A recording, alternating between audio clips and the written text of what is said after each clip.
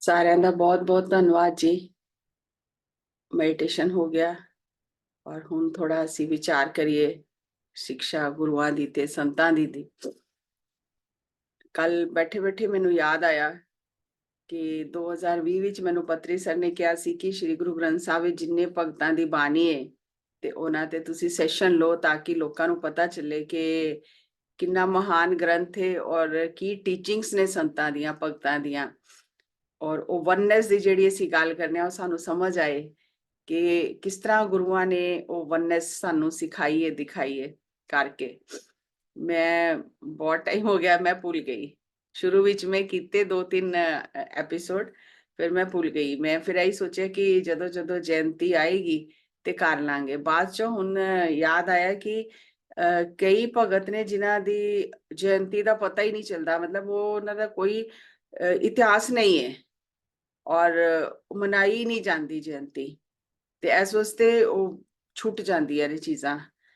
ਤੇ ਫਿਰ ਮੈਂ ਯਾਦ ਆਇਆ ਤੇ ਮੈਂ ਸੋਚਿਆ ਕਿ ਸ਼ਨੀਵਾਰ ਦੇ ਸ਼ਨੀਵਾਰ ਅਸੀਂ ਇੱਕ ਇੱਕ ਭਗਤ ਜੋ ਗੁਰੂ ਗ੍ਰੰਥ ਸਾਹਿਬ ਵਿੱਚ ਜਿਨ੍ਹਾਂ ਦੀ ਬਾਣੀ ਦਰਜ ਹੈ ਤੇ ਉਹਨਾਂ ਦੀ ਜਿੰਨਾ ਵੀ ਸਾਨੂੰ ਜੀਵਨੀ ਦੇ ਬਾਰੇ ਚ ਜਾਂ ਟੀਚਿੰਗਸ ਦੇ ਬਾਰੇ ਚ ਪਤਾ ਲੱਗੇ।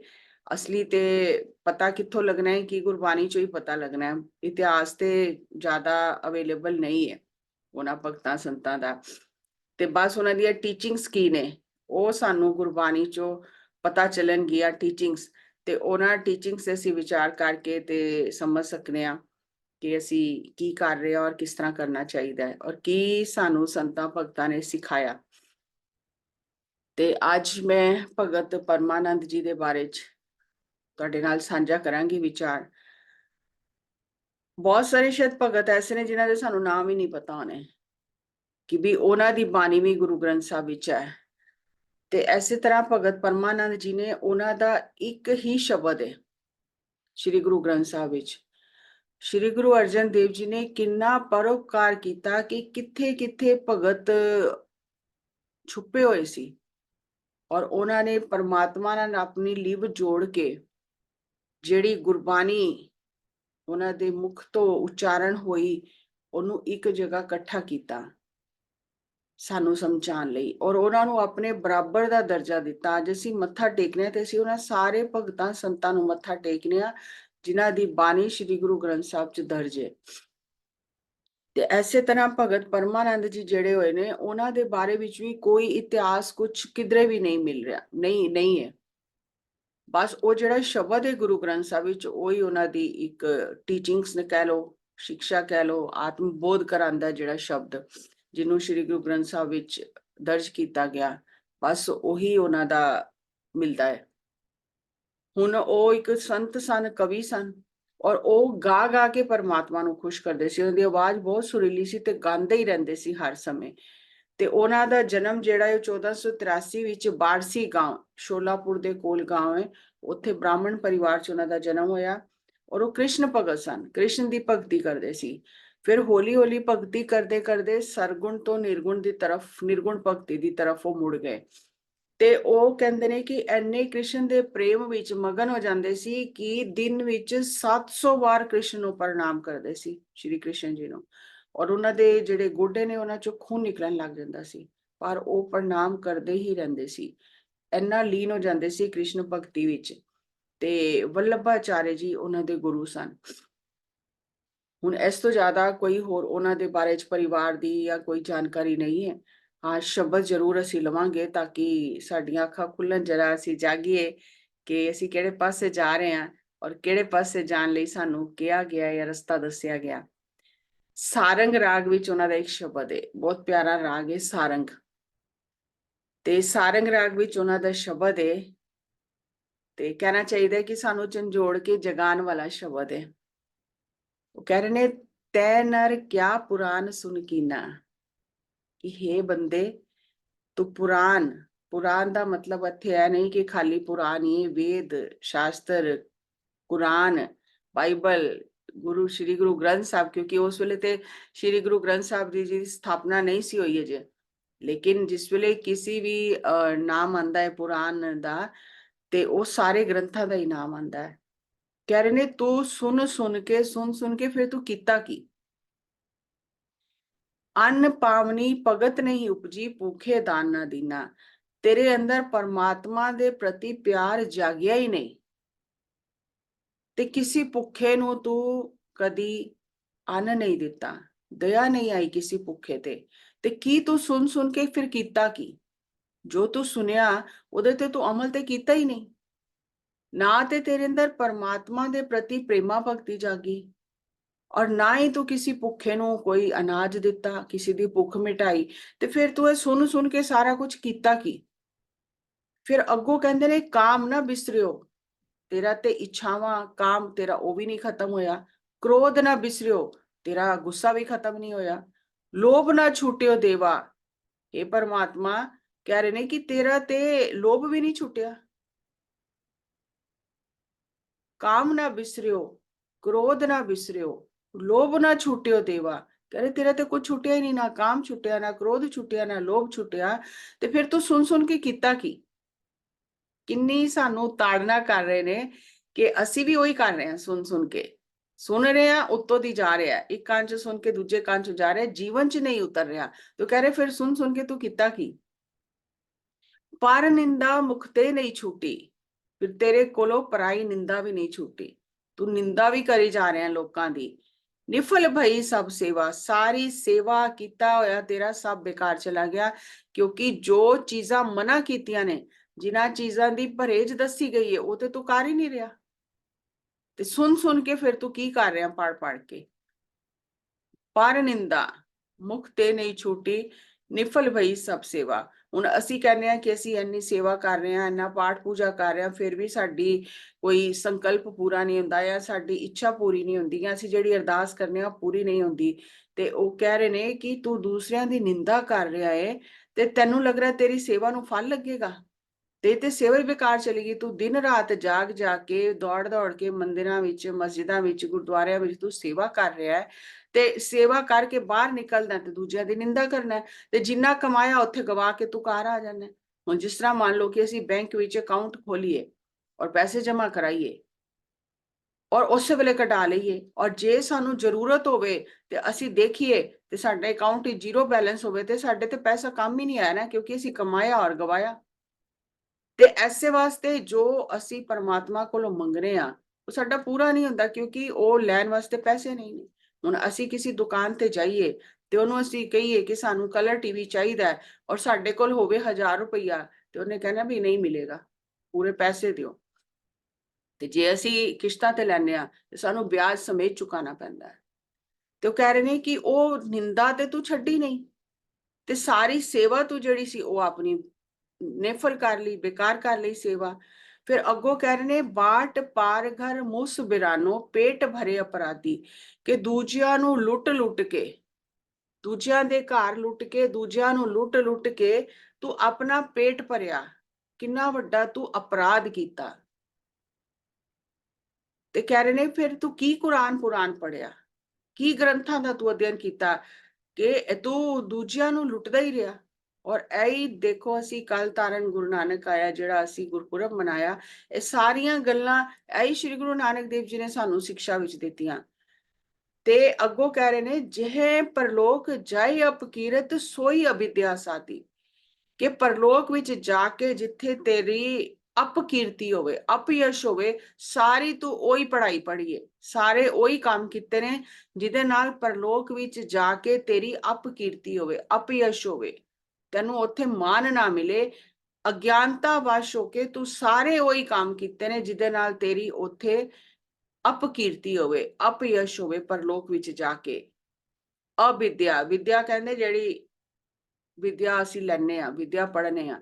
ਅਵਿਦਿਆ ਅਗਿਆਨ, ਤੂੰ ਐਸੇ ਸਾਰੇ ਕੰਮ ਕੀਤੇ ਜਿਹਦੇ ਨਾਲ ਪਰਲੋਕ ਵਿੱਚ ਜਾ ਕੇ ਤੇਰੀ ਕੋਈ ਇੱਜ਼ਤ ਨਹੀਂ ਹੋਵੇ, ਅਪਕੀਰਤੀ ਹੋਵੇ, ਅਪਯਸ਼ ਹੋਵੇ, ਸਾਰੇ ਤੂੰ ਉਹੀ ਕੰਮ ਕੀਤੇ। ਫਿਰ ਤੈਨੂੰ ਪੜ੍ਹਨ ਦਾ ਫਾਇਦਾ ਕੀ ਹੋਇਆ? ਅੱਗੋਂ ਕਹਿ ਰਹੇ ਨੇ ਹਿੰਸਾ ਤੋਂ ਮਨ ਤੇ ਨਹੀਂ ਛੁੱਟੀ, ਹਿੰਸਾ ਤੇਰੇ ਮਨ ਤੋਂ ਨਹੀਂ ਗਈ। ਹੁਣ ਅਸੀਂ ਸਮਝਦੇ ਹਾਂ ਹਿੰਸਾ ਹੋਏ ਜਿਹੜੀ ਤਨ ਨਾਲ ਕਰੀਦੀ ਹੈ, ਕਿਸੇ ਨੂੰ ਮਾਰਿਆ, ਕਿਸੇ ਨੂੰ ਧੱਕਾ ਦਿੱਤਾ, ਜਾਂ ਕਿਸੇ ਨੂੰ ਡੰਡਾ ਮਾਰਿਆ ਤੇ ਅਸੀਂ ਹਿੰਸਾ ਕੀਤੀ। ਲੇਕਿਨ ਇੱਥੇ ਕਿੰਨੀ ਬਾਰੀਕੀ ਦੀ ਗੱਲ ਕਰ ਰਹੇ ਨੇ ਕਿ ਹਿੰਸਾ ਤੋਂ ਮਨ ਤੇ ਨਹੀਂ ਛੁੱਟੀ, ਤੇਰੇ ਮਨ ਤੋਂ ਹਿੰਸਾ ਨਹੀਂ ਛੁੱਟੀ। ਹੁਣ ਮਨ ਦੀ ਹਿੰਸਾ ਕੀ ਹੈ, ਇਹਦੇ ਤੇ ਅਸੀਂ ਵਿਚਾਰ ਕਰਾਂਗੇ। ਜੀ ਦਇਆ ਨਹੀਂ ਪਾਲੀ, ਤੈਨੂੰ ਤੇ ਦੂਜੇ ਜੀਵਨ ਦੇ ਪ੍ਰਤੀ ਦਇਆ ਵੀ ਨਹੀਂ ਤੇਰੇ ਮਨ ਵਿੱਚ ਜਾਗੀ। ਹੁਣ ਲੋਕ ਕਹਿੰਦੇ ਨੇ ਕਿ ਜੀ ਬਾਣੀ 'ਚ ਲਿਖਿਆ ਹੀ ਨਹੀਂ ਹੋਇਆ ਕਿ ਅਸੀਂ ਤੇ ਨਾਨ ਵੈਜ ਖਾ ਸਕਨੇ ਆ। ਹੁਣ ਇੱਥੇ ਕੀ ਲਿਖਿਆ ਹੋਇਆ, ਹਿੰਸਾ ਤੋਂ ਮਨ ਤੇ ਨਹੀਂ ਛੁੱਟੀ, ਜੀ ਦਇਆ ਨਹੀਂ ਪਾਲੀ, ਮਤਲਬ ਸਰੀਰਿਕ ਹਿੰਸਾ ਤੇ ਸੋਚ ਹੀ ਨਾ, ਤੇ ਮਨ ਦੀ ਹਿੰਸਾ ਜਿਹੜੀ ਉਹ ਵੀ ਤੇਰੇ ਕੋਲੋਂ ਨਹੀਂ ਛੁੱਟੀ, ਤੇ ਮਨ ਦੀ ਹਿੰਸਾ ਵੀ ਮਨਾ ਹੈ ਕਰਨਾ। ਹਿੰਸਾ ਤੋਂ ਮਨ ਤੇ ਨਹੀਂ ਛੁੱਟੀ, ਜੀ ਦਇਆ ਨਹੀਂ ਪਾਲੀ, ਜੀਵਾਂ ਤੇ ਦਇਆ ਹੀ ਨਹੀਂ ਕੀਤੀ, ਤੈਨੂੰ ਦਇਆ ਕਰਨੀ ਆਈ ਨਹੀਂ ਹੈ, ਤੇ ਕੀ ਤੂੰ ਪੁਰਾਣ ਪੜ੍ਹ ਕੇ ਕੀਤਾ, ਕੁਰਾਨ ਪੜ੍ਹ ਕੇ ਕੀਤਾ। ਅੱਗੋਂ ਕਹਿੰਦੇ ਨੇ ਪਰਮਾਨੰਦ ਸਾਧ ਸੰਗਤ ਮਿਲ, ਸਾਧ ਸੰਗਤ ਵਿੱਚ ਤੂੰ ਕਦੀ ਮਿਲਿਆ ਹੀ ਨਹੀਂ ਜਾ ਕੇ, ਕਥਾ ਪੁਨੀਤ ਨਾ ਚਾਲੀ, ਕੋਈ ਪਰਮਾਤਮਾ ਦੀ ਗੱਲ ਉੱਥੇ ਸੁਣੀ ਨਹੀਂ, ਕੀਤੀ ਨਹੀਂ, ਪਰਮਾਤਮਾ ਦੇ ਉਪਦੇਸ਼ ਤੇ ਸੰਤਾਂ ਦੇ ਉਪਦੇਸ਼ ਤੇ ਤੂੰ ਚੱਲਿਆ ਹੀ ਨਹੀਂ, ਤੂੰ ਸੰਤਾਂ ਨਾਲ ਬਹਿ ਕੇ ਸਤਸੰਗ ਹੀ ਨਹੀਂ ਕੀਤੀ। ਪਰਮਾਨੰਦ ਜੀ ਕਹਿ ਰਹੇ ਨੇ ਸਾਧ ਸੰਗਤ ਮਿਲ ਕਥਾ ਪੁਨੀਤ ਨਾ ਚਾਲੀ, ਸਾਧ ਸੰਗਤ ਵਿੱਚ ਮਿਲ ਕੇ ਤੂੰ ਕੋਈ ਕਥਾ ਨਹੀਂ ਸੁਣੀ, ਕੋਈ ਪਰਮਾਤਮਾ ਦੀ ਗੱਲਬਾਤ ਨਹੀਂ ਕੀਤੀ, ਤੇ ਫਿਰ ਤੂੰ ਪੁਰਾਣ ਸੁਣ ਕੇ ਕੀਤਾ ਕੀ। ਹੁਣ ਦੇਖੋ ਐਸ ਇੱਕ ਸ਼ਬਦ ਵਿੱਚ ਇੱਕ ਇੱਕ ਅਗਰ ਅਸੀਂ ਪੰਕਤੀ ਪੜਾਂਗੇ ਤੇ ਉਹਨਾਂ ਨੇ ਪੂਰਾ ਅਧਿਆਤਮ ਦਾ ਸਾਰ ਸਾਨੂੰ ਦਿੱਤਾ ਕਿ ਸਾਨੂੰ ਕੀ ਕਰਨਾ ਹੈ ਤੇ ਕੀ ਨਹੀਂ ਕਰਨਾ, ਤੇ ਅਸੀਂ ਜਾਗਣਾ ਹੈ, ਉਹਨੂੰ ਜ਼ਿੰਦਗੀ ਚ ਅਪਣਾਣਾ ਹੈ। ਇਹ ਸਾਡੀ ਹਾਲਤ ਵੀ ਇਹੀ ਰਹਿ ਜਾਣੀ, ਨਹੀਂ ਤੇ ਕਿ ਤੈ ਨਰ ਕਿਆ ਪੁਰਾਨ ਸੁਣ ਕੀਨਾ, ਕੀ ਕੀਤਾ, ਸੁਣ ਸੁਣ ਕੇ ਪੜ ਪੜ ਕੇ ਕੀ ਕੀਤਾ, ਜੇ ਉਹਦੇ ਤੇ ਅਮਲ ਹੀ ਨਹੀਂ ਕੀਤਾ। ਔਰ ਕਿੰਨੀ ਸਖਤੀ ਨਾਲ ਨਿੰਦਾ ਦੀ ਮਨਾਈ ਹੈ, ਔਰ ਅਸੀਂ ਫਟਾਫਟ ਇੰਨਾ ਸਾਨੂੰ ਰਸ ਆਂਦਾ ਹੈ ਕਿ ਅੱਜ ਕੱਲ ਤੇ ਕਿਧਰੇ ਜਾਣ ਦੀ ਵੀ ਲੋੜ ਨਹੀਂ ਹੈ, ਫੋਨ ਤੇ ਹੀ ਕੋਈ ਗੱਲ ਕਰੇ ਨਾ ਤੇ ਅਸੀਂ ਚਾਰ ਗੱਲਾਂ ਅਸੀਂ ਵੀ ਹਾਮੀ ਭਰ ਦਿੰਦੇ ਹਾਂ, ਔਰ ਅਸੀਂ ਇਹ ਭੁੱਲ ਜਾਂਦੇ ਹਾਂ ਕਿ ਜੋ ਅਸੀਂ ਹਾਮੀ ਭਰ ਰਹੇ ਹਾਂ, ਜੋ ਅਸੀਂ ਗੱਲ ਕਰ ਰਹੇ ਹਾਂ, ਜੋ ਅਸੀਂ ਨਿੰਦਾ ਕਰ ਰਹੇ ਹਾਂ, ਨਿੰਦਾ ਮਤਲਬ ਪਿੱਠ ਪਿੱਛੇ ਕਿਸੇ ਦੀ ਬੁਰਾਈ ਕਰਨੀ, ਅਸੀਂ ਕਰ ਰਹੇ ਹਾਂ, ਤੇ ਇਹਦਾ ਹੱਲ ਕੀ ਹੋਏਗਾ। ਅਸੀਂ ਤੇ ਜ਼ਬਾਨ ਚਲਾ ਦਿੱਤੀ, ਲੇਕਿਨ ਇਹਦਾ ਉਹਦੇ ਤੇ ਕਿੰਨਾ ਪ੍ਰਭਾਵ ਪਏਗਾ ਉਹਦੀ ਜ਼ਿੰਦਗੀ ਤੇ ਅਸੀਂ ਇਹ ਭੁੱਲ ਜਾਂਦੇ ਹਾਂ ਕਿ ਉਹ ਵਾਪਸ ਸਾਡੇ ਕੋਲ ਹੀ ਆਏਗਾ, ਜੋ ਦੇ ਰਹੇ ਹਾਂ ਉਹੀ ਵਾਪਸ ਆਏਗਾ। ਹੁਣ ਅਗਰ ਅਸੀਂ ਸਰੀਰ ਨੂੰ ਕਿਸੇ ਨੂੰ ਕਸ਼ਟ ਦਿੰਦੇ ਹਾਂ, ਮਾਰਨੇ ਆ, ਇਹ ਤੇ ਹੋ ਗਈ ਸਰੀਰਿਕ ਹਿੰਸਾ, ਲੇਕਿਨ ਮਨ ਵਿੱਚ ਕਿਸੇ ਦਾ ਬੁਰਾ ਸੋਚਣਾ, ਉਹ ਮਨ ਦੀ ਹਿੰਸਾ ਹੈ। ਮੰਨ ਲਓ ਕਿਸੇ ਤੇ ਸਾਨੂੰ ਗੁੱਸਾ ਆਇਆ, ਅਸੀਂ ਮਾਰ ਨਹੀਂ ਸਕਦੇ ਉਹਨੂੰ, ਅਸੀਂ ਉਹਦਾ ਕੁਝ ਵਿਗਾੜ ਨਹੀਂ ਸਕਦੇ, ਤੇ ਫਿਰ ਉਹ ਸਾਡੇ ਮਨ ਵਿੱਚ ਰਹਿੰਦਾ ਕਿ ਮੈਂ ਕਿਸ ਤਰ੍ਹਾਂ ਇਹਦਾ ਵਿਗਾੜਾਂ, ਤੇ ਫਿਰ ਅਸੀਂ ਸੁਪਨੇ ਵਿੱਚ ਮਾਰਨੇ ਆ, ਉਹ ਮਨ ਦੀ ਹਿੰਸਾ ਹੈ। ਅਸੀਂ ਸੁਪਨੇ ਵਿੱਚ ਜਾ ਕੇ ਲੜਾਈ ਕਰਨੇ ਆ, ਉਹ ਮਨ ਦੀ ਹਿੰਸਾ ਹੈ, ਕਿਉਂਕਿ ਉਹ ਵਿਚਾਰ ਤੇ ਸਾਡੇ ਮਨ ਵਿੱਚ ਹੈ ਨਾ ਲੜਨ ਮਾਰਨ ਦਾ। ਸਰੀਰ ਨਾਲ ਅਸੀਂ ਨਹੀਂ ਕਰ ਸਕਦੇ, ਉਹਦਾ ਕੁਝ ਵੀ ਵਿਗਾੜ ਨਹੀਂ ਸਕਦੇ, ਕਿਉਂਕਿ ਅਗਰ ਅਸੀਂ ਕਿਸੇ ਨੂੰ ਸਰੀਰਿਕ ਕਸ਼ਟ ਦਿੰਨੇ ਆ ਤੇ ਸਾਨੂੰ ਪੁਲਿਸ ਵੀ ਪਕੜ ਲੇਗੀ, ਉਹ ਕੰਪਲੇਂਟ ਕਰੇਗਾ, ਪੁਲਿਸ ਪਕੜ ਕੇ ਲੈ ਜਾ ਸਕਦੀ ਹੈ, ਸਾਨੂੰ ਮਾਰ ਪੈ ਸਕਦੀ ਹੈ, ਜੇਲ੍ਹ 'ਚ ਬੰਦ ਕੀਤਾ ਜਾ ਸਕਦਾ ਹੈ। ਲੇਕਿਨ ਮਨ ਦੀ ਹਿੰਸਾ ਜਿਹੜੀ ਹੈ ਹਰ ਕੋਈ ਕਰਦਾ ਹੈ। ਮਨ ਦੀ ਹਿੰਸਾ ਤੇ ਕੰਟਰੋਲ ਕਰਨਾ ਇਹ ਬਹੁਤ ਸਾਧਨਾ ਦੀ ਔਰ ਜਾਗਰੂਕਤਾ ਦੀ ਜ਼ਰੂਰਤ ਹੈ। ਔਰ ਜਿਹੜੇ ਸੰਤ ਹੁੰਦੇ ਨੇ ਉਹ ਹਮੇਸ਼ਾ ਪਹਿਰੇਦਾਰੀ ਕਰਦੇ ਨੇ ਆਪਣੇ ਮਨ ਦੀ, ਕਿ ਮਨ ਵਿੱਚ ਕੋਈ ਹਿੰਸਾ ਦਾ ਵਿਚਾਰ ਨਾ ਆਏ। ਪਿੱਠ ਪਿੱਛੇ ਕਿਸੇ ਦੀ ਬੁਰਾਈ ਕਰਨੀ ਇਹ ਮਨ ਦੀ ਹਿੰਸਾ ਹੈ। ਕਿਸੇ ਵੀ ਤਰ੍ਹਾਂ ਨਾਲ ਕਿਸੇ ਦਾ ਮਨ ਦੁਖਾਣਾ ਇਹ ਮਨ ਦੀ ਹਿੰਸਾ ਹੈ। ਸ਼ਬਦਾਂ ਨਾਲ, ਕਰਮਾਂ ਨਾਲ, ਆਪਣੀ ਸੋਚ ਨਾਲ ਕਿਸੇ ਦਾ ਮਨ ਦੁਖਾਣਾ, ਕਿਉਂਕਿ ਜੋ ਵੀ ਸੋਚ ਰਹੇ ਆ, ਜੋ ਵਾਈਬ੍ਰੇਸ਼ਨ ਸਾਡੇ ਜਾ ਰਹੀਆਂ ਨੇ ਵਿਚਾਰਾਂ ਦੀਆਂ, ਉਹ ਤੇ ਉਹਦੇ ਤੱਕ ਪਹੁੰਚ ਹੀ ਰਹੀਆਂ ਨੇ, ਚਾਹੇ ਉਹਨੂੰ ਚੇਤਨ ਰੂਪ ਵਿੱਚ, ਸਚੇਤਨ ਰੂਪ ਵਿੱਚ ਪਤਾ ਜਾਂ ਨਹੀਂ ਪਤਾ, ਪਰ ਉਹ ਜਿਹੜੀ ਊਰਜਾ ਅਸੀਂ ਭੇਜ ਰਹੇ ਹਾਂ ਉਹ ਤੇ ਜਾ ਹੀ ਰਹੀ ਹੈ ਉੱਥੇ।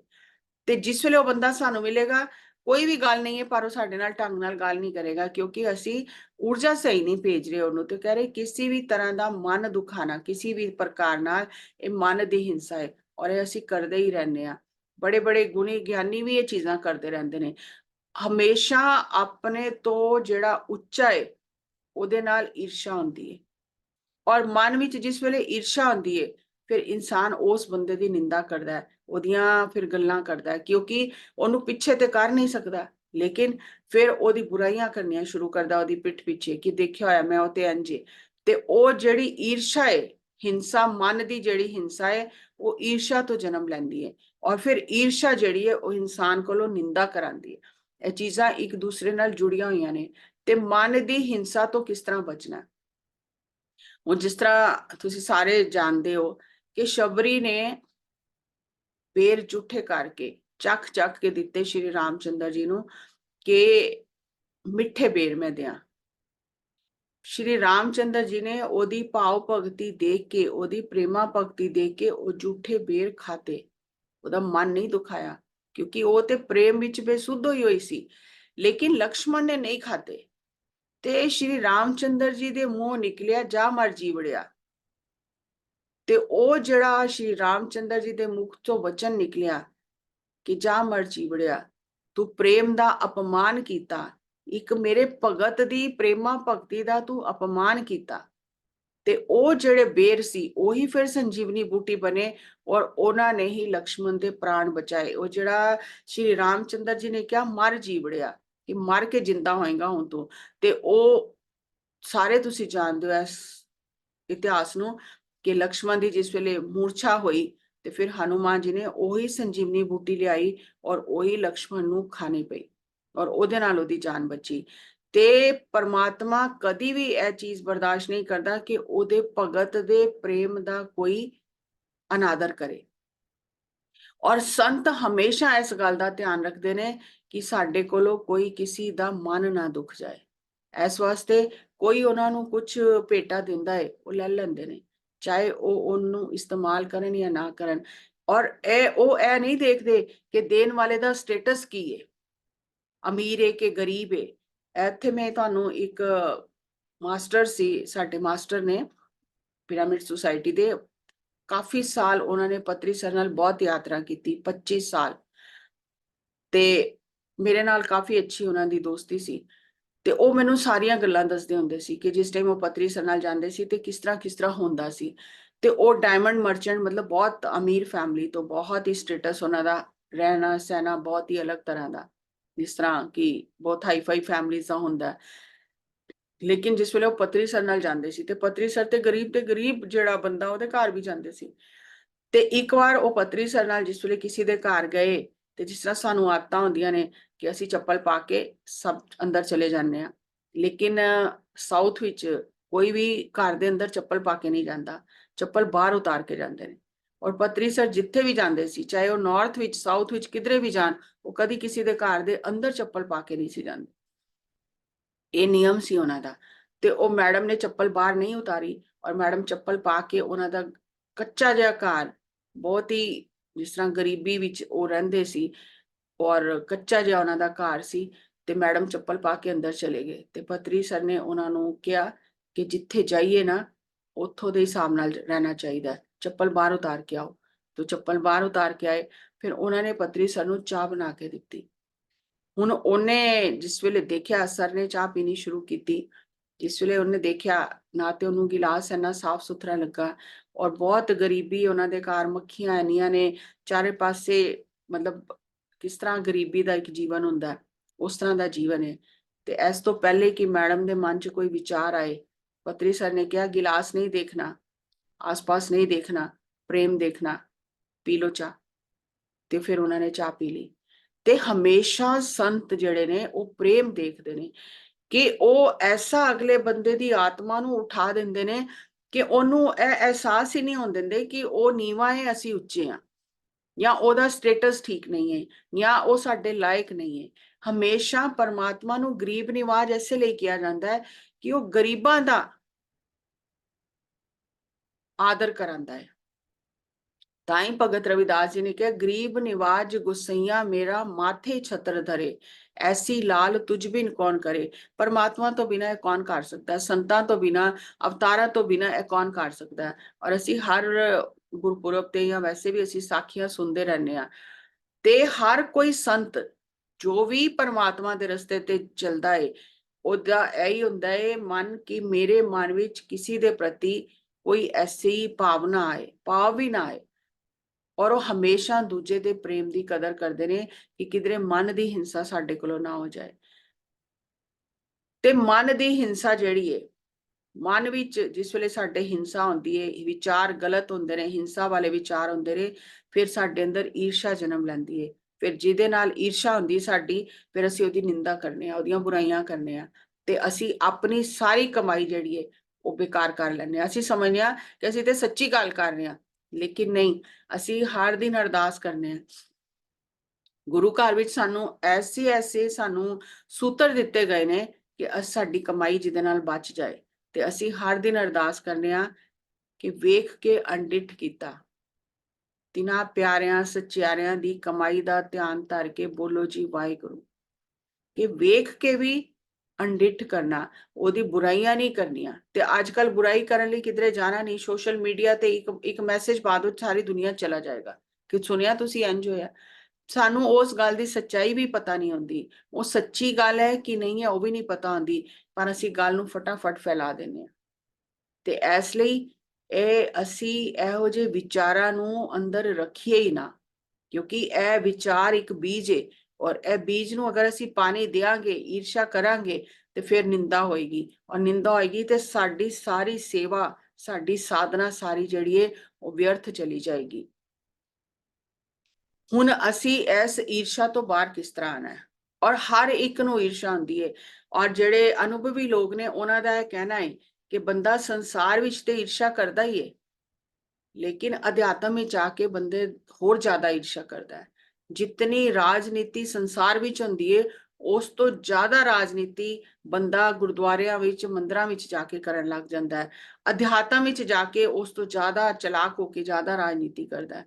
ਤੇ ਫਿਰ ਉਹ ਉੱਥੇ ਵੀ ਇਹੀ ਕੰਮ ਕਰਦਾ ਹੈ ਕਿ ਮੈਂ ਦੂਜੇ ਨੂੰ ਪਿੱਛੇ ਕਿਸ ਤਰ੍ਹਾਂ ਕਰਾਂ, ਜੇ ਮੇਰੇ ਤੋਂ ਅੱਛਾ ਕੋਈ ਬੋਲ ਰਿਹਾ ਤੇ ਉਹਨੂੰ ਪਿੱਛੇ ਕਿਸ ਤਰ੍ਹਾਂ ਕਰਾਂ, ਜੇ ਕੋਈ ਮੇਰੇ ਤੋਂ ਜ਼ਿਆਦਾ ਸੇਵਾ ਕਰ ਰਿਹਾ ਉਹਨੂੰ ਪਿੱਛੇ ਕਿਸ ਤਰ੍ਹਾਂ ਕਰਾਂ, ਜੇ ਗੁਰੂ ਜ਼ਿਆਦਾ ਪਿਆਰ ਉਹਦੇ ਨਾਲ ਕਰ ਰਿਹਾ ਤਾਂ ਉਹਨੂੰ ਕਿਸ ਤਰ੍ਹਾਂ ਪਿੱਛੇ ਕਰਾਂ। ਤੇ ਬੰਦੇ ਅਧਿਆਤਮ ਵਿੱਚ ਆ ਕੇ, ਜਿੱਥੇ ਆ ਕੇ ਸੁਧਰਨਾ ਚਾਹੀਦਾ ਹੈ, ਉੱਥੇ ਆ ਕੇ ਹੋਰ ਜ਼ਿਆਦਾ ਖਰਾਬੀਆਂ ਕਰਦੇ ਨੇ, ਕਿਉਂਕਿ ਇਨਸਾਨ ਦਾ ਦਿਮਾਗ ਤੇ ਉਹੀ ਹੈ। ਤੇ ਕਹਿ ਰਹੇ ਨੇ ਕਿ ਜੇ ਤੂੰ ਅਧਿਆਤਮ ਦੇ ਰਸਤੇ ਤੇ ਚੱਲਣਾ ਚਾਹਨਾ ਹੈ ਤੇ ਸੰਤਾਂ ਨੇ ਇਹ ਗੁਰ ਦਿੱਤਾ, ਗੁਰਬਾਣੀ ਵਿੱਚ ਵੀ ਇਹ ਗੁਰ ਦਿੱਤਾ। ਸ੍ਰੀ ਗੁਰੂ ਅਰਜਨ ਦੇਵ ਜੀ ਕੋਲੋਂ ਸਿੱਖਾਂ ਨੇ ਪੁੱਛਿਆ ਕਿ ਈਰਸ਼ਾ ਹੁੰਦੀ ਹੈ ਸਾਨੂੰ ਆਪਣੇ ਤੋਂ ਵੱਡੇ ਨੂੰ ਦੇਖ ਕੇ, ਇਹੀ ਚੀਜ਼ ਗੁਰੂ ਨਾਨਕ ਦੇਵ ਜੀ ਕੋਲੋਂ ਪੁੱਛੀ ਹਿਰਨ ਖੰਡ ਵਿੱਚ ਲੋਕਾਂ ਨੇ ਕਿ ਆਪਣੇ ਤੋਂ ਵੱਡੇ ਵੱਲ ਦੇਖ ਕੇ ਈਰਸ਼ਾ ਹੁੰਦੀ ਹੈ ਬਹੁਤ। ਤੇ ਉਹਨਾਂ ਨੇ ਉਸ ਵੇਲੇ ਇਹੀ ਸ਼ਬਦ ਹੈ, ਮੈਨੂੰ ਸ਼ਬਦ ਨਹੀਂ ਯਾਦ ਆ ਰਿਹਾ, ਗੁਰਬਾਣੀ ਵਿੱਚ ਬਕਾਇਦਾ ਸ਼ਬਦ ਹੈ, ਤੇ ਉਹ ਕਹਿੰਦੇ ਨੇ ਕਿ ਆਪਣੇ ਤੋਂ ਪਿੱਛੇ ਵਾਲੇ ਨੂੰ ਅੱਗੇ ਵਧਾਓ, ਉਹਨੂੰ ਮੌਕਾ ਦਿਓ ਅੱਗੇ ਵਧਣ ਦਾ। ਔਰ ਤੁਸੀਂ ਜਾਣਦੇ ਹੋ ਕਿ ਪਤਰੀ ਸਰ ਹਰ ਕਿਸੇ ਨੂੰ ਸਟੇਜ ਤੇ ਬੁਲਾ ਲੈਂਦੇ ਸੀ ਕਿ ਆਪਣਾ ਐਕਸਪੀਰੀਅੰਸ ਸ਼ੇਅਰ ਕਰੋ, ਆਪਣਾ ਐਕਸਪੀਰੀਅੰਸ ਸ਼ੇਅਰ ਕਰੋ, ਚਾਹੇ ਸਾਨੂੰ ਬੋਲਣਾ ਆਂਦਾ ਚਾਹੇ ਨਹੀਂ ਆਂਦਾ, ਅਸੀਂ ਕਦੀ ਸਟੇਜ ਤੇ ਚੜੇ ਵੀ ਨਹੀਂ, ਪਰ ਉਹ ਅਚਾਨਕ ਬੁਲਾ ਲੈਂਦੇ ਸੀ ਕਿ ਆਪਣਾ ਐਕਸਪੀਰੀਅੰਸ ਸ਼ੇਅਰ ਕਰੋ। ਤੇ ਕਹਿ ਰਹੇ ਆਪਣੇ ਤੋਂ ਜਿਹੜਾ ਪਿੱਛੇ ਵੇ ਉਹਨੂੰ ਅੱਗੇ ਵਧਾਓ। ਜਿਸ ਵੇਲੇ ਤੁਸੀਂ ਆਪਣੇ ਤੋਂ ਪਿੱਛੇ ਵਾਲੇ ਨੂੰ ਅੱਗੇ ਵਧਾਓਗੇ ਤੇ ਉਹਨੂੰ ਦੇਖ ਕੇ ਤੁਹਾਨੂੰ ਬਹੁਤ ਖੁਸ਼ੀ ਹੋਏਗੀ, ਕਿਉਂਕਿ ਉਹਦੇ ਵਿੱਚ ਤੁਹਾਡੀ ਮਿਹਨਤ ਹੈ, ਤੁਸੀਂ ਮਿਹਨਤ ਕੀਤੀ ਉਹਨੂੰ ਅੱਗੇ ਵਧਾਉਣ ਤੇ। ਜਿਸ ਤਰ੍ਹਾਂ ਇੱਕ ਪਿਤਾ ਅਗਰ ਆਪਣੇ ਬੱਚੇ ਨੂੰ ਅੱਗੇ ਵਧਦਾ ਦੇਖਦਾ ਹੈ, ਉਹਦੀ ਮਦਦ ਕਰਦਾ ਅੱਗੇ ਵਧਣ ਵਿੱਚ, ਤੇ ਉਹਨੂੰ ਈਰਸ਼ਾ ਨਹੀਂ ਹੁੰਦੀ, ਆਪਣੇ ਪੁੱਤਰ ਨਾਲ ਈਰਸ਼ਾ ਨਹੀਂ ਹੁੰਦੀ। ਇੱਕ ਮਾਂ ਅਗਰ ਬੇਟੀ ਨੂੰ ਸਿਖਾ ਕੇ ਅੱਗੇ ਵਧਾਉਂਦੀ ਏ, ਉਹਨੂੰ ਬੇਟੀ ਨਾਲ ਈਰਸ਼ਾ ਨਹੀਂ ਹੁੰਦੀ। ਐਸੇ ਤਰ੍ਹਾਂ ਗੁਰੂ ਨੂੰ ਆਪਣੇ ਚੇਲੇ ਨਾਲ, ਸੱਚੇ ਗੁਰੂ ਨੂੰ ਕੋਈ ਈਰਸ਼ਾ ਨਹੀਂ ਹੁੰਦੀ, ਉਹ ਉਹਨੂੰ ਅੱਗੇ ਵਧਦੇ ਦੇਖ ਕੇ ਖੁਸ਼ ਹੁੰਦਾ ਹੈ। ਤੇ ਅਧਿਆਤਮ ਦਾ ਇਹ ਸਿਧਾਂਤ ਹੈ ਕਿ ਤੁਸੀਂ ਆਪਣੇ ਤੋਂ ਪਿੱਛੇ ਵਾਲੇ ਨੂੰ ਅੱਗੇ ਵਧਾਓ। ਤੇ ਜੇ ਤੁਸੀਂ ਡਟ ਕੇ ਕੁਰਸੀ ਤੇ ਬਹਿ ਗਏ ਕਿ ਮੈਂ ਤੇ ਕਿਸੇ ਨੂੰ ਅੱਗੇ ਵਧਣ ਹੀ ਨਹੀਂ ਦੇਣਾ, ਮੇਰੀ ਕੁਰਸੀ ਚਲੀ ਜਾਏਗੀ, ਤੇ ਫਿਰ ਈਰਸ਼ਾ ਜਨਮ ਲੇਗੀ ਹੀ ਲੇਗੀ। ਤੁਹਾਨੂੰ ਇਨਸਿਕਿਉਰਿਟੀ ਅਗਰ ਕਿਸੇ ਦੂਜੇ ਮਾਸਟਰ ਕੋਲੋਂ ਜਾਂ ਕਿਸੇ ਦੂਜੇ ਬੰਦੇ ਕੋਲੋਂ, ਤੇ ਸਮਝੋ ਅਜੇ ਤੁਹਾਡੇ ਅੰਦਰ ਈਰਸ਼ਾ ਦਾ ਬੀਜ ਹੈ, ਔਰ ਅਗਰ ਉਸ ਬੀਜ ਨੂੰ ਪਾਣੀ ਦਿੰਦੇ ਰਹੋਗੇ ਤੇ ਉਹ ਕੰਡੇਦਾਰ ਪੇੜ ਬਣੇਗਾ ਹੀ ਬਣੇਗਾ। ਤੇ ਅਸੀਂ ਅੱਗੇ ਨਹੀਂ ਵਧਾਂਗੇ, ਦੂਜੇ ਦਾ ਅਸੀਂ ਕੋਈ ਨੁਕਸਾਨ ਨਹੀਂ ਕਰ ਸਕਦੇ, ਅਸੀਂ ਅੱਗੇ ਨਹੀਂ ਵਧਾਂਗੇ। ਕਹਿੰਦੇ ਨੇ ਕਿ ਜਿਹੜਾ ਗੁਰੂ ਹੁੰਦਾ ਨਾ, ਉਹਨੂੰ ਪਤਾ ਹੁੰਦਾ ਹੈ ਕਿ ਮੇਰਾ ਜਿਹੜਾ ਮੇਰੇ ਕੋਲ ਜਿਹੜਾ ਸਾਧਕ ਆਇਆ ਹੈ ਜਾਂ ਮੇਰਾ ਜਿਹੜਾ ਫਾਲੋਅਰ ਹੈ, ਚੇਲਾ ਹੈ, ਇਹਦੇ ਮਨ 'ਚ ਕੀ ਚੱਲ ਰਿਹਾ। ਅਸੀਂ ਸਮਝਦੇ ਹਾਂ ਅਸੀਂ ਗੁਰੂ ਨੂੰ ਭਰਮਾ ਸਕਨੇ ਆ ਆਪਣੀਆਂ ਸੋਹਣੀਆਂ ਸੋਹਣੀਆਂ ਗੱਲਾਂ ਨਾਲ, ਸੇਵਾ ਨਾਲ, ਕੋਈ ਮਹਿੰਗੇ ਮਹਿੰਗੇ ਗਿਫਟ ਦੇ ਕੇ ਅਸੀਂ ਗੁਰੂ ਨੂੰ ਆਪਣੇ ਹਿਸਾਬ ਨਾਲ ਚਲਾ ਸਕਨੇ ਆ। ਇਹ ਸਾਡੀ ਬਹੁਤ ਵੱਡੀ ਬੇਵਕੂਫੀ ਹੈ। ਕਹਿੰਦੇ ਨੇ ਜਿਸ ਤਰ੍ਹਾਂ ਟੀਵੀ ਦੇ ਥੱਲੇ ਅਸੀਂ ਦੇਖਨੇ ਆ ਪ੍ਰੋਗਰਾਮ ਥੱਲੇ ਇੱਕ ਐਡ ਚਲਦੀ ਰਹਿੰਦੀ ਹਮੇਸ਼ਾ, ਜਿਹੜੇ ਬੰਦੇ ਐਡ ਦਿੰਦੇ ਨੇ ਉਹ ਟੀਵੀ ਦੇ ਥੱਲੇ ਇੱਕ ਪੱਟੀ ਚਲਦੀ ਰਹਿੰਦੀ ਹੈ ਐਡ ਦੀ। ਕਹਿੰਦੇ ਜਿਸ ਵੇਲੇ ਕੋਈ ਸਾਧਕ ਗੁਰੂ ਦੇ ਸਾਹਮਣੇ ਜਾਂਦਾ ਹੈ ਤੇ ਗੁਰੂ ਨੂੰ ਪਤਾ ਹੈ ਇਹ ਮਨ ਵਿੱਚ ਇਹਦੇ ਕੀ ਚੱਲ ਰਿਹਾ ਔਰ ਇਹ ਮੂੰਹ ਤੋਂ ਕੀ ਬੋਲ ਰਿਹਾ, ਤੇ ਉਹ ਜਿਹੜੀ ਐਡ ਦੀ ਪੱਟੀ ਹੈ ਉਹ ਸਾਡੇ ਮੱਥੇ ਤੇ ਚਲਦੀ ਰਹਿੰਦੀ ਹੈ। ਗੁਰੂ ਸਾਡੀਆਂ ਗੱਲਾਂ ਵੱਲ ਧਿਆਨ ਨਹੀਂ ਦਿੰਦਾ ਕਿ ਅਸੀਂ ਕੀ ਕਿੰਨੀਆਂ ਸੋਹਣੀਆਂ ਸੋਹਣੀਆਂ ਗੱਲਾਂ ਕਰ ਰਹੇ ਹਾਂ। ਗੁਰੂ ਦੇਖਦਾ ਸਾਡੇ ਅੰਦਰ, ਸਾਡੇ ਮਨ ਦੀ ਜਿਹੜੀ ਟੀਵੀ ਹੈ ਉਹਦੇ ਤੇ ਕਿਹੜੀ ਪੱਟੀ ਚੱਲ ਰਹੀ ਹੈ। ਅਗਰ ਮਨ ਤੇ ਸਾਡੇ ਦੂਜਿਆਂ ਨੂੰ ਨੀਚਾ ਦਿਖਾਉਣ ਦੀ, ਆਪ ਅੱਗੇ ਵਧਣ ਦੀ ਈਰਸ਼ਾ, ਦੁਆਸ਼, ਨਫ਼ਰਤ ਚੱਲ ਰਹੀ ਹੈ ਅੰਦਰ, ਉੱਤੋਂ ਅਸੀਂ ਸੋਹਣੀਆਂ ਸੋਹਣੀਆਂ ਗੱਲਾਂ ਕਰ ਰਹੇ ਹਾਂ, ਤੇ ਗੁਰੂ ਐਸੇ ਚੇਲੇ ਦੇ ਵਿੱਚ ਆਪਣੀ ਊਰਜਾ ਹੀ ਨਹੀਂ ਪਾਉਂਦਾ, ਕਿਉਂਕਿ ਉਹ ਵੇਖ ਲੈਂਦਾ ਗੁਰੂ ਕਿ ਇਹਦੇ ਤੇ ਮੈਂ ਜਿੰਨੀ ਵੀ ਮਿਹਨਤ ਕਰਾਂ ਇਹ ਅੱਗੇ ਵਧਣ ਦੀ ਪੋਜੀਸ਼ਨ ਵਿੱਚ ਹੀ ਨਹੀਂ ਹੈ, ਕਿਉਂਕਿ ਇਹਦੇ ਅੰਦਰ ਬਹੁਤ ਜ਼ਿਆਦਾ ਇਹ ਜਿਹੜੇ ਵਿਚਾਰ ਨੇ ਇਹ ਚੱਲ ਰਹੇ ਨੇ। ਤੇ ਜੇ ਗੁਰੂ ਦੇਖ ਲੈਂਦਾ ਹੈ ਕਿ ਇਹਨੂੰ ਅਗਰ ਮੈਂ ਥੋੜਾ ਡਾਂਟਾਂ, ਇਹਦੇ ਤੇ ਥੋੜੀ ਮਿਹਨਤ ਕਰਾਂ ਤੇ ਇਹ ਇਹਨਾਂ ਗੱਲਾਂ ਤੋਂ ਬਾਜ ਆ ਜਾਏਗਾ, ਸਿੱਧਾ ਹੋ ਜਾਏਗਾ, ਤਾਂ ਗੁਰੂ ਮਿਹਨਤ ਕਰਦਾ ਹੈ। ਤੇ ਜੇ ਸਾਡੇ ਮੱਥੇ ਤੇ ਉਹ ਚੱਲ ਰਿਹਾ ਲਿਖਿਆ ਹੋਇਆ ਜਿਹੜਾ, ਤੇ ਫਿਰ ਗੁਰੂ ਮਿਹਨਤ ਹੀ ਨਹੀਂ ਕਰਦਾ। ਉਹ ਕਹਿੰਦਾ ਜਾ ਆਪੇ ਭੋਗ, ਆਪੇ ਜਦੋਂ ਸਮਝ ਆਏਗੀ ਤੈਨੂੰ ਆਏਗੀ। ਤੇ ਇਸ ਵਾਸਤੇ ਅਸੀਂ ਕਦੀ ਕਿਸੇ ਨੂੰ ਇਹ ਨਾ ਸਮਝੀਏ ਕਿ ਅਸੀਂ ਕਿਸੇ ਨੂੰ ਮੂਰਖ ਬਣਾ ਰਹੇ ਹਾਂ, ਨਹੀਂ, ਅਸੀਂ ਆਪਣਾ ਨੁਕਸਾਨ ਕਰ ਰਹੇ ਹਾਂ। ਦੂਜੇ ਦਾ ਨੁਕਸਾਨ ਹੋਏ ਨਾ ਹੋਏ, ਅਸੀਂ ਅੱਗੇ ਨਹੀਂ ਵਧ ਸਕਾਂਗੇ। ਇਸ ਵਾਸਤੇ ਪਿੱਛੇ ਵਾਲੇ ਨੂੰ ਅੱਗੇ ਵਧਾਓ। ਦੂਸਰਾ ਨਿਯਮ ਹੈ ਜਿਹੜਾ ਆਪਣੇ ਬਰਾਬਰ ਦਾ ਹੈ ਗਿਆਨ ਵਿੱਚ, ਉਹਦੇ ਨਾਲ ਵਿਚਾਰ ਵਟਾਂਦਰਾ ਕਰੋ, ਸਾਂਝੇ ਕਰੋ ਵਿਚਾਰ, ਸਤਸੰਗ ਕਰੋ ਉਹਦੇ ਨਾਲ, ਤੇ ਫਿਰ ਈਰਸ਼ਾ ਨਹੀਂ ਹੋਏਗੀ। ਤੇ ਜਿਹੜਾ ਆਪਣੇ ਤੋਂ ਅੱਗੇ ਵੇ ਕਿਸੇ ਵੀ ਤਰ੍ਹਾਂ ਨਾਲ, ਉਹਦੇ ਅੱਗੇ ਝੁਕ ਜਾਓ, ਉਹਦੇ ਨਾਲ ਮਿੱਤਰਤਾ ਕਰੋ। ਔਰ ਇਹੀ ਭਗਵਾਨ ਬੁੱਧ ਨੇ ਕਿਹਾ, ਮੈਤਰੀ, ਮੁਦਿਤਾ, ਕਰੁਣਾ, ਉਪੇक्षा। ਔਰ ਇਹੀ ਇੱਕ ਸ਼ਬਦ ਹੈ ਗੁਰਬਾਣੀ ਵਿੱਚ, ਮੈਨੂੰ ਯਾਦ ਆਏਗਾ ਮੈਂ ਸ਼ੇਅਰ ਕਰਾਂਗੀ। ਇਹੀ 4 ਚੀਜ਼ਾਂ ਦੱਸੀਆਂ ਗਈਆਂ ਕਿ ਪਿੱਛੇ ਵਾਲੇ ਨੂੰ ਅੱਗੇ ਵਧਾਓ, ਬਰਾਬਰ ਵਾਲੇ ਨਾਲ ਵਿਚਾਰ ਵਟਾਂਦਰਾ ਕਰੋ, ਤੇ ਜਿਹੜਾ ਆਪਣੇ ਤੋਂ ਅੱਗੇ ਵੇ ਉਹਦੇ ਨਾਲ ਈਰਸ਼ਾ ਨਾ ਕਰੋ। ਚੁੱਕ ਜਾਓ ਕਿ ਇਹਦੇ ਅੰਦਰ ਜਿਹੜਾ ਗੁਣ ਹੈ ਮੇਰੇ ਅੰਦਰ ਵੀ ਆ ਜਾਏ। ਕਹਿੰਦੇ ਨੇ ਅਗਰ ਤੁਸੀਂ ਕਿਸੇ ਦੇ ਅਵਗੁਣ ਦੇਖਦੇ ਰਹੋਗੇ ਨਾ, ਤੇ ਤੁਹਾਡੇ ਅਵਗੁਣ ਵੱਧਦੇ ਜਾਣਗੇ, ਕਿਉਂਕਿ ਤੁਸੀਂ ਉਹੀ ਚੀਜ਼ ਆਪਣੇ ਵੱਲ ਅਟਰੈਕਟ ਕਰ ਰਹੇ ਹੋ। ਤੇ ਜੇ ਤੁਸੀਂ ਉਹਦੇ ਗੁਣ ਦੇਖੋਗੇ ਕਿ ਪਰਮਾਤਮਾ ਨੇ ਇਹਨੂੰ ਕਿੰਨੇ ਗੁਣ ਦਿੱਤੇ, ਇਹ ਗੁਣ ਮੇਰੇ ਅੰਦਰ ਨਹੀਂ ਨੇ, ਮੇਰੇ ਅੰਦਰ ਇਹ ਗੁਣ ਕਿਸ ਤਰ੍ਹਾਂ ਆ ਜਾਏ, ਤੇ ਤੁਹਾਡੇ ਗੁਣ ਵੱਧਦੇ ਜਾਣਗੇ। ਤਾਂ ਹੀ ਕਿਹਾ ਕਿ ਵੇਖ ਕੇ ਅਣਡਿੱਠ ਕੀਤਾ, ਕਿਸੇ ਦੀ ਕਮੀ ਨੂੰ ਦੇਖ ਕੇ ਨਜ਼ਰ ਅੰਦਾਜ਼ ਕਰ ਦੇਣਾ, ਉਹਦੇ ਗੁਣਾਂ ਤੇ ਧਿਆਨ ਦੇਣਾ, ਗੁਣਾਂ ਤੇ ਫੋਕਸ ਕਰਨਾ, ਕਿਉਂਕਿ ਕੋਈ ਐਸਾ ਬੰਦਾ ਨਹੀਂ ਹੈ ਜਿਹਨੂੰ ਪਰਮਾਤਮਾ ਨੇ ਗੁਣ ਨਾ ਦਿੱਤਾ ਹੋਵੇ। ਹਰ ਇੱਕ ਬੰਦੇ ਦੇ ਅੰਦਰ ਗੁਣ ਹੈ, ਸਾਨੂੰ ਦੇਖਣੇ ਦੀ ਨਜ਼ਰ ਹੋਣੀ ਚਾਹੀਦੀ ਹੈ। ਇੱਕ ਸੰਤ ਸਨ, ਤੇ ਜਿਸ ਵੇਲੇ ਉਹ ਆਪਣਾ ਸਰੀਰ ਛੱਡਣ ਲੱਗੇ, ਤੇ ਉਹਨਾਂ ਦੇ ਇੱਕ ਚੇਲਿਆਂ ਨੇ ਉਹਨਾਂ ਨੂੰ ਪੁੱਛਿਆ ਕਿ ਤੁਸੀਂ ਇੰਨੀ ਕਮਾਈ ਕੀਤੀ, ਇੰਨੀ ਸਾਧਨਾ ਕੀਤੀ, ਔਰ ਇਸ ਪਦਵੀ ਨੂੰ ਪ੍ਰਾਪਤ ਕੀਤਾ, ਤੁਸੀਂ ਸਾਨੂੰ ਇਹ ਦੱਸੋ ਕਿ ਤੁਹਾਡਾ ਗੁਰੂ ਕੌਣ ਹੈ। ਤੇ ਉਹ ਕਹਿਣ ਲੱਗੇ ਮੈਂ ਕੀ ਦੱਸਾਂ, ਮੇਰੇ ਤੇ ਬੜੇ ਹੀ ਗੁਰੂ ਨੇ, ਇੱਕ ਗੁਰੂ ਨਹੀਂ ਹੈ ਮੇਰਾ, ਮੇਰੇ ਬੜੇ ਗੁਰੂ ਨੇ, ਮੈਂ ਕਿਹੜਾ ਗੁਰੂ ਦੱਸਾਂ, ਮੈਂ ਹਰ ਕਿਸੇ ਕੋਲੋਂ ਸਿੱਖਿਆ। ਤੇ ਉਹ ਕਹਿਣ ਲੱਗੇ ਨਹੀਂ, ਫੇਰ ਵੀ ਕੋਈ ਖਾਸ ਜਿਹਦੇ ਕੋਲੋਂ ਤੁਸੀਂ ਸਿੱਖਿਆ ਹੋਵੇ। ਤੇ ਉਹਨਾਂ ਨੇ 3 ਦੱਸਿਆ ਕਿ ਮੇਰੇ 3 ਗੁਰੂ ਨੇ ਜਿਨ੍ਹਾਂ ਕੋਲੋਂ ਮੈਂ ਬਹੁਤ ਕੁਝ ਸਿੱਖਿਆ, ਜਿਹਦੇ ਚੋਂ ਇੱਕ ਗੁਰੂ ਉਹਨਾਂ ਨੇ ਕਿਹਾ ਚੋਰ ਮੇਰਾ ਗੁਰੂ ਹੈ। ਤੇ ਉਹ ਹੈਰਾਨ ਹੋ ਗਏ ਚੇਲੇ ਕਿ ਚੋਰ ਤੁਹਾਡਾ ਗੁਰੂ ਕਿਸ ਤਰ੍ਹਾਂ ਹੈ। ਉਹ ਕਹਿਣ ਲੱਗੇ ਕਿ ਇੱਕ ਵਾਰੀ ਮੈਂ ਜੰਗਲ 'ਚ ਜਾ ਰਿਹਾ ਸੀ, ਤੇ ਰਾਤ ਪੈ ਗਈ, ਮੈਂ ਰਾਤ ਰੁਕਣਾ ਸੀ, ਤੇ ਕੁਟਿਆ ਸੀ। ਮੈਂ ਉੱਥੇ ਜਾ ਕੇ ਉਹਨੂੰ ਪੁੱਛਿਆ ਕਿ ਮੈਂ ਰਾਤ ਇੱਥੇ ਰਹਿ ਸਕਣਾ, ਤੇ ਉਹਨੇ ਕਿਹਾ ਹਾਂ ਰਹਿ ਸਕਦੇ ਹੋ, ਪਰ ਉਹਨੇ ਕਿਹਾ ਇੱਕ ਗੱਲ ਮੈਂ ਤੁਹਾਨੂੰ ਦੱਸਾਂ, ਤੁਸੀਂ ਸੰਤ ਹੋ, ਮੈਂ ਤੁਹਾਡੇ ਅੱਗੇ ਝੂਠ ਨਹੀਂ ਬੋਲਣਾ, ਮੈਂ ਚੋਰ ਹਾਂ, ਮੈਂ ਚੱਲਿਆ ਆਪਣੇ ਕੰਮ ਤੇ ਚੋਰੀ ਕਰਨ, ਤੇ ਰਾਤੀ ਤੁਸੀਂ ਆਰਾਮ ਨਾਲ ਮੇਰੀ ਕੁਟੀਆ 'ਚ ਰਹਿ ਸਕਦੇ ਹੋ, ਜੇ ਤੁਹਾਨੂੰ ਮੇਰੇ ਤੋਂ ਕੋਈ ਡਰ ਨਹੀਂ ਹੈ। ਤੇ ਉਹ ਜਿਹੜੇ ਸੰਤ ਸੀ ਉਹ ਬੜੇ ਹੈਰਾਨ ਹੋਏ, ਕਹਿਣ ਲੱਗੇ ਕਿ ਇੰਨਾ ਨਹੀਂ ਡਰ, ਕਿ ਮੈਨੂੰ ਇਹ ਕਹਿ ਰਿਹਾ ਹੈ ਕਿ ਤੁਹਾਨੂੰ ਅਗਰ ਮੇਰੇ ਤੋਂ ਡਰ ਨਹੀਂ ਹੈ ਤੇ ਤੁਸੀਂ ਮੇਰੀ ਕੁਟੀਆ 'ਚ ਰਹਿ ਸਕਦੇ ਹੋ, ਮੈਨੂੰ ਕੋਈ ਇਤਰਾਜ਼ ਨਹੀਂ। ਤੇ ਉਹ ਸੰਤ ਕਹਿੰਦੇ ਮੈਂ ਉਸ ਕੁਟੀਆ 'ਚ ਰੁਕ ਗਿਆ ਕਿ ਚੋਰ ਨੂੰ ਮੇਰੇ ਤੋਂ ਡਰ ਨਹੀਂ ਲੱਗਦਾ ਪਿਆ, ਤੇ ਮੈਂ ਚੋਰ ਤੋਂ ਕਿਉਂ ਡਰਾਂ। ਤੇ ਉਹ ਕਹਿ ਰਹੇ ਮੈਨੂੰ ਬੜਾ ਅੱਛਾ ਲੱਗਾ, ਮੈਂ ਉਸ ਕੁਟੀਆ 'ਚ ਰੁਕ ਗਿਆ, 1 ਮਹੀਨਾ ਉਸ ਕੁਟੀਆ 'ਚ ਰੁਕੇ, ਰੋਜ਼ ਉਹ ਚੋਰੀ ਕਰਨ ਜਾਏ, ਉਹਦੇ ਕੁਝ ਵੀ ਹੱਥ ਨਾ ਆਏ, ਰੋਜ਼ ਚੋਰੀ ਕਰਨ ਜਾਏ, ਖਾਲੀ ਹੱਥ ਵਾਪਸ ਆ ਜਾਏ। ਤੇ ਕਹਿੰਦੇ ਇੱਕ ਦਿਨ ਮੈਂ ਉਹਨੂੰ ਪੁੱਛਿਆ ਤੈਨੂੰ ਮਹੀਨਾ ਹੋ ਗਿਆ ਮੈਨੂੰ ਵੀ ਦੇਖਦਿਆਂ, ਤੂੰ ਰੋਜ਼ ਚੋਰੀ ਕਰਨ ਜਾਣਾ, ਤੇਰੇ ਹੱਥ ਕੁਝ ਆਂਦਾ ਨਹੀਂ ਹੈ, ਫਿਰ ਤੂੰ ਅਗਲੇ ਦਿਨ ਚੋਰੀ ਕਰਨ ਚਲਾ ਜਾਣਾ। ਤੇ ਉਹ ਕਹਿੰਦਾ ਮੈਂ ਜਾਣਨਾ ਵਾਂ ਕਿ ਕਦੀ ਤੇ ਮੇਰਾ ਹੱਥ ਪੈ ਹੀ ਜਾਏਗਾ ਨਾ, ਤੇ ਉਹ ਸਾਰੀ ਮੇਰੀ ਮਿਹਨਤ ਜਿਹੜੀ ਉਹ ਸਫਲ ਹੋ ਜਾਏਗੀ, ਇਸ ਵਾਸਤੇ ਮੈਂ ਰੋਜ਼ ਜਾਣਾ। ਤੇ ਉਹ ਜਿਹੜੇ ਸੰਤ ਸੀ ਉਹ ਕਹਿਣ ਲੱਗੇ ਕਿ ਮੈਨੂੰ ਆਇਆ ਕਿ ਜੇ ਮੈਂ ਪਰਮਾਤਮਾ ਦੇ ਪ੍ਰਤੀ ਮੇਰੇ ਮਨ ਵਿੱਚ ਇਹ ਵਿਚਾਰ ਹੋਵੇ ਕਿ ਮੈਂ ਮਿਹਨਤ ਕਰ ਰਿਹਾ, ਪਰਮਾਤਮਾ ਇੱਕ ਦਿਨ ਤੇ ਫਲ ਜ਼ਰੂਰ ਦੇਗਾ। ਤੇ ਇਹ ਚੋਰ ਦੀ ਜਿਹੜੀ ਇਹ ਮਨੋਵ੍ਰਿੱਤੀ ਹੈ ਕਿ ਇੱਕ ਦਿਨ ਤੇ ਜ਼ਰੂਰ ਮੇਰਾ ਹੱਥ ਪਏਗਾ, ਜੇ ਇਹੀ ਮਨੋਵ੍ਰਿੱਤੀ ਮੇਰੇ ਅੰਦਰ ਆ ਜਾਏ ਕਿ ਮੈਂ ਸਾਧਨਾ ਕਰਦਾ ਰਵਾਂ, ਮਿਹਨਤ ਕਰਦਾ ਰਵਾਂ, ਨਾਮ ਜਪਦਾ ਰਵਾਂ, ਇੱਕ ਦਿਨ ਤੇ ਜ਼ਰੂਰ ਕਿਰਪਾ ਕਰੇਗਾ ਤੇ ਮੇਰੀ ਸਾਧਨਾ ਕਦੀ ਛੁੱਟੇਗੀ ਨਹੀਂ। ਤੇ ਦੂਸਰਾ ਉਹਨਾਂ ਨੇ ਕਿਹਾ ਕੁੱਤਾ ਮੇਰਾ ਗੁਰੂ ਹੈ। ਤੇ ਉਹਨਾਂ ਨੇ ਕਿਹਾ ਕੁੱਤਾ ਤੁਹਾਡਾ ਗੁਰੂ ਕਿਸ ਤਰ੍ਹਾਂ ਹੈ। ਤੇ ਕਹਿਣ ਲੱਗੇ ਇੱਕ ਵਾਰੀ ਮੈਂ ਪਾਣੀ ਪੀਣ ਗਿਆ ਨਦੀ ਦੇ ਕਿਨਾਰੇ, ਤੇ ਉੱਥੇ ਕੁੱਤਾ ਸੀ, ਤੇ ਕੁੱਤੇ ਨੂੰ ਆਪਣੀ ਪਰਛਾਈ ਦਿਖ ਰਹੀ ਸੀ, ਉਹ ਵੀ ਪਾਣੀ ਪੀਣ ਆਇਆ ਸੀ ਤੇ ਕੁੱਤਾ ਬਾਰ-ਬਾਰ ਭੌਂਕ ਰਿਹਾ ਸੀ। ਉਹ ਸਮਝ ਰਿਹਾ ਸੀ ਕੋਈ ਦੂਸਰਾ ਕੁੱਤਾ ਹੈ ਤੇ ਉਹਦੇ ਨਾਲ ਲੜਨ ਲਈ ਉਹ ਬਾਰ-ਬਾਰ ਭੌਂਕ ਰਿਹਾ ਸੀ। ਤੇ ਉਹ ਭੌਂਕਦਾ ਸੀ ਤੇ ਉਧਰੋਂ ਉਹਨੂੰ ਲੱਗਦਾ ਸੀ ਉਹ ਵੀ ਕੁੱਤਾ ਭੌਂਕ ਰਿਹਾ। ਤੇ ਕਹਿ ਰਹੇ ਨੇ ਬੜੀ ਦੇਰ ਉਹ ਕੁੱਤਾ ਇੰਝ ਹੀ ਕਰਦਾ ਰਿਹਾ, ਪਰ ਉਹਨੂੰ ਪਿਆਸ ਬਹੁਤ ਲੱਗੀ ਸੀ। ਅਖੀਰ ਉਹਨੇ ਛਾਲ ਮਾਰ ਦਿੱਤੀ ਪਾਣੀ ਵਿੱਚ, ਔਰ ਜਿਸ ਵੇਲੇ ਉਹਨੇ ਪਾਣੀ 'ਚ ਛਾਲ ਮਾਰੀ ਉਹ ਪਰਛਾਈ ਖਤਮ ਹੋ ਗਈ ਤੇ ਉਹਦਾ ਡਰ ਦੂਰ ਹੋ ਗਿਆ, ਉਹਨੇ ਪਾਣੀ ਪੀ ਲਿਆ। ਕਹਿ ਰਹੇ ਕੁੱਤੇ ਕੋਲੋਂ ਮੈਂ ਸਿੱਖਿਆ ਕਿ ਅਸੀਂ ਆਪਣੀਆਂ ਹੀ ਪਰਛਾਈਆਂ ਤੋਂ ਡਰਦੇ ਰਹਿੰਦੇ ਹਾਂ। ਅਸਲ ਡਰ ਹੁੰਦਾ ਨਹੀਂ, ਪਰ ਸਾਡਾ ਜਿਹੜਾ ਕਾਲਪਨਿਕ ਡਰ ਹੈ ਇਸ ਕੁੱਤੇ ਦੀ ਤਰ੍ਹਾਂ, ਅਸੀਂ ਉਹਨਾਂ ਤੋਂ ਡਰਦੇ ਰਹਿੰਦੇ ਹਾਂ। ਅਸੀਂ ਉਹਨਾਂ ਤੇ ਭੌਂਕਦੇ ਹਾਂ, ਉਹ ਵਾਪਸ ਸਾਡੇ ਤੇ ਭੌਂਕਦੇ ਨੇ, ਔਰ ਅਸੀਂ ਸਾਰੀ ਆਪਣੀ એનર્ਜੀ ਜਿਹੜੀ ਹੈ ਉਹਨੂੰ ਵੇਸਟ ਕਰ ਲੈਂਦੇ ਹਾਂ। ਤੇ ਮੈਨੂੰ ਫਿਰ ਇਹ ਸਮਝ ਆਇਆ ਕਿ ਡਰ ਦਾ ਸਾਹਮਣਾ ਕਰਨਾ, ਜਿਸ ਤਰ੍ਹਾਂ ਇਸ ਕੁੱਤੇ ਨੇ ਕੀਤਾ, ਤਾਂ ਡਰ ਪਤਾ ਚੱਲੇਗਾ ਡਰ ਹੈ ਹੀ ਨਹੀਂ, ਡਰ ਦਾ ਕੋਈ ਵਜੂਦ ਹੀ ਨਹੀਂ ਸੀ।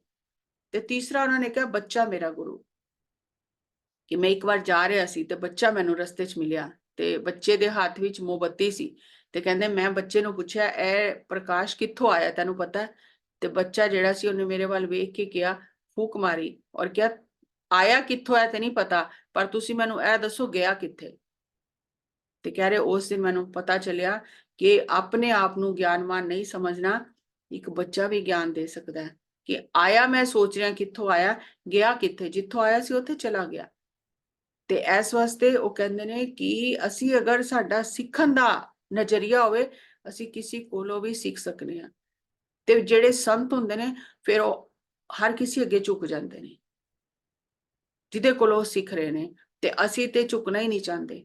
ਅਸੀਂ ਸਮਝਦੇ ਹਾਂ ਸਾਨੂੰ ਸਭ ਤੋਂ ਜ਼ਿਆਦਾ ਗਿਆਨ ਹੈ।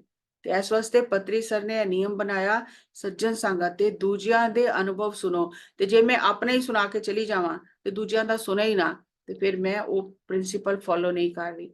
ਤੇ ਇਸ ਵਾਸਤੇ ਦੂਜਿਆਂ ਦੇ ਅਨੁਭਵ ਸੁਣਨਾ ਇਹ ਬਹੁਤ ਵੱਡੀ ਇੱਕ ਕਹਿਣਾ ਚਾਹੀਦਾ ਦੇਣ ਹੈ ਪਤਰੀ ਸਰ ਦੀ, ਜਿਹੜਾ ਉਹਨਾਂ ਨੇ ਸਾਨੂੰ ਸਮਝਾਇਆ ਕਿ ਜਿੱਥੇ ਆਪਣਾ ਅਨੁਭਵ ਸ਼ੇਅਰ ਕਰਨਾ ਹੈ, ਤੁਹਾਡੀ ਕੋਈ ਗੱਲ ਸੁਣੇ ਤੇ ਤੁਸੀਂ ਦੂਜਿਆਂ ਦੇ ਅਨੁਭਵ ਸੁਣੋ, ਤਾਂ ਕਿ ਤੁਹਾਨੂੰ ਸੋਝੀ ਆਏ, ਤੁਹਾਨੂੰ ਸਮਝ ਆਏ, ਤੁਹਾਡੇ ਅੰਦਰ ਈਰਸ਼ਾ ਨਾ ਪੈਦਾ ਹੋਏ ਤੇ ਤੁਸੀਂ ਉਹਦੇ ਨਾਲ ਗੁਣਾਂ ਦੀ ਸਾਂਝ ਪਾਓ।